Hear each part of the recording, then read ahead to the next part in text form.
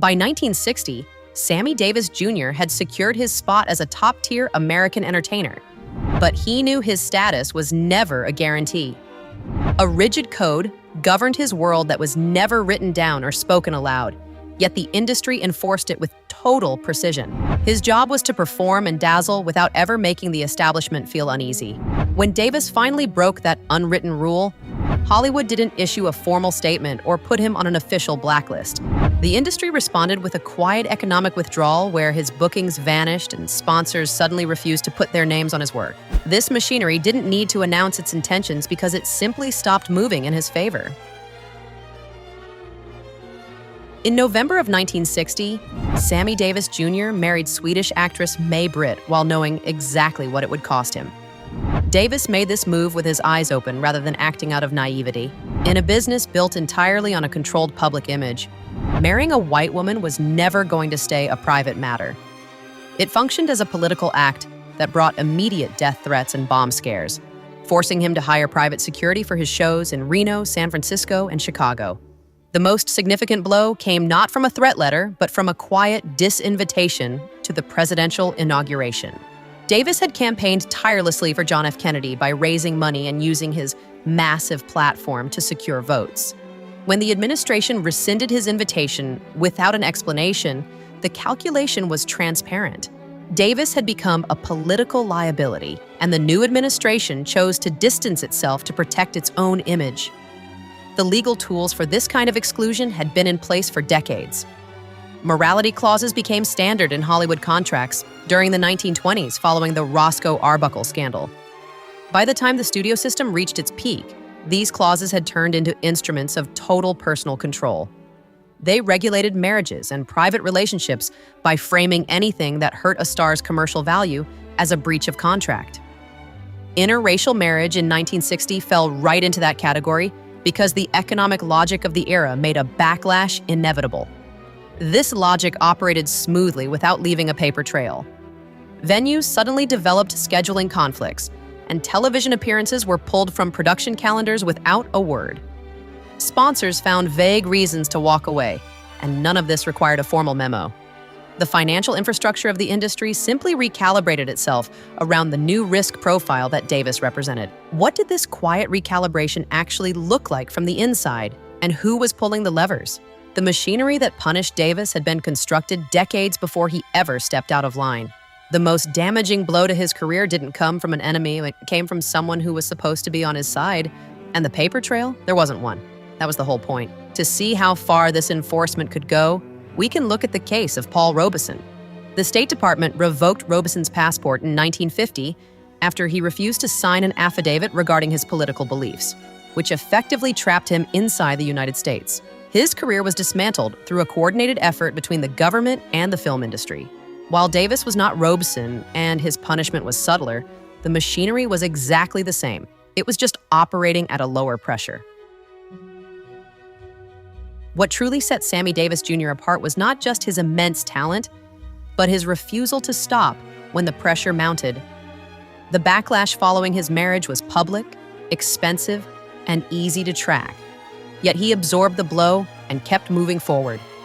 He continued making professional choices that signaled he had no intention of falling back into line.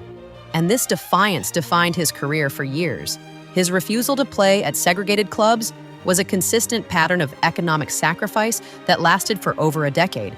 Davis walked away from massive paydays repeatedly and deliberately because he would not accept the status quo. The entertainment industry, which understands the value of a dollar better than almost anything else, took notice of his resolve. In Las Vegas, this dynamic became impossible to ignore during the 1940s and 50s. Black performers headlined the biggest rooms on the Strip, but were barred from staying in the hotels, using the dressing rooms, or eating where they worked. Davis had lived through that indignity personally, and by the late 1950s, he wrote to the mayor of Las Vegas and threatened to lead protests on the Strip if the city didn't integrate within 2 weeks.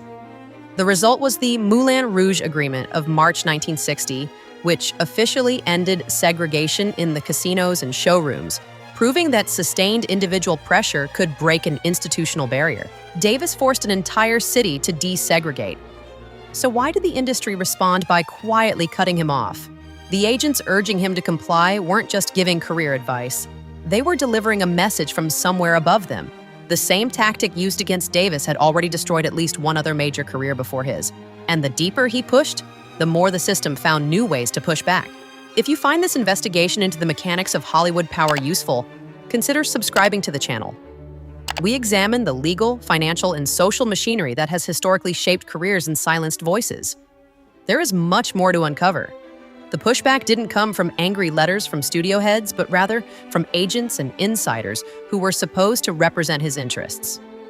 These associates quietly urged him to comply for the sake of his brand, framing his activism as a career risk rather than a moral choice. That framing was the system trying to control him from the inside out, and it was a tactic used against many others in the industry. Dorothy Dandridge had faced the same rigid structure a decade earlier when she was at the height of her fame. Even with her immense talent, the studios kept her trapped in a narrow range of roles that limited her potential. The professional price for stepping outside the boundaries set for Black performers was never random, as it was predictable, enforced, and spread across the entire Hollywood ecosystem. Despite the warnings from his peers, Davis fundraised for the Southern Christian Leadership Conference and joined the Selma to Montgomery March in 1965. He performed at the Stars for Freedom rally on a stage built from coffins, and he appeared at a voter registration drive in Mississippi in 1966. He did all of this while people in his own inner circle told him it would ruin him, yet he refused to prioritize his bank account over his convictions. Declassified Federal Bureau of Investigation files confirmed the government was monitoring celebrities involved in the civil rights movement during this era. That surveillance created a chilling effect throughout the industry, and it encouraged a form of collective self-policing that made Hollywood's control tactics difficult to pin down and nearly impossible to fight. The government wasn't just watching, it was feeding intelligence directly into an industry that already knew how to use it. Davis knew he was being monitored. He kept going anyway. That decision would cost him more than he could calculate. The enforcement never arrived from the top. It moved through people Davis trusted most. Enforcement rarely came from the top down, but instead moved laterally through agents, network executives, and sponsors who all feared what being associated with a controversial figure might cost them. Davis had survived the marriage scandal and the civil rights pressure, but in 1972, he handed his critics an image they would use against him for the rest of his life. On August 22, 1972, Sammy Davis Jr. walked onto the stage at the Republican National Convention in Miami and hugged Richard Nixon. A photographer caught the moment, and that single image traveled faster than any press release could. It quickly became the only lens through which the public viewed his entire career, overshadowing decades of work and sacrifice. The photograph flattened everything into a single moment of perceived betrayal. Davis hadn't stumbled into an endorsement, as he had submitted 20 specific policy recommendations to the Nixon administration beforehand. 10 of those were eventually enacted, including major reforms for veteran rehabilitation programs, and he had also toured Vietnam that year to perform 18 shows for troops in rough conditions. In his mind, the embrace was the result of a negotiation where he traded access for real-world outcomes. None of that nuance survived the newsstands. One photograph had just undone a decade of documented sacrifice. How does something like that happen? The Black community's response was immediate, but the financial fallout moved even faster. This wasn't a punishment handed down by a studio executive. It was something far harder to fight, and not a single contract had to be formally canceled for it to destroy him. Harry Belafonte was blunt with his criticism, and the reaction from the Black community was immediate and devastating. Former allies in the civil rights movement began distancing themselves almost overnight, and that social break translated directly into his finances. Bookings dried up, and the cultural authority he had spent a decade building through documented sacrifice began to vanish without a single contract being formally canceled. This is the clearest example of how Hollywood's enforcement machinery actually functions in the real world.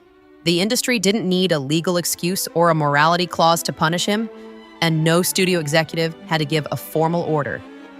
The collective social judgment did the work, and it was a punishment carried out without a paper trail or a chain of command.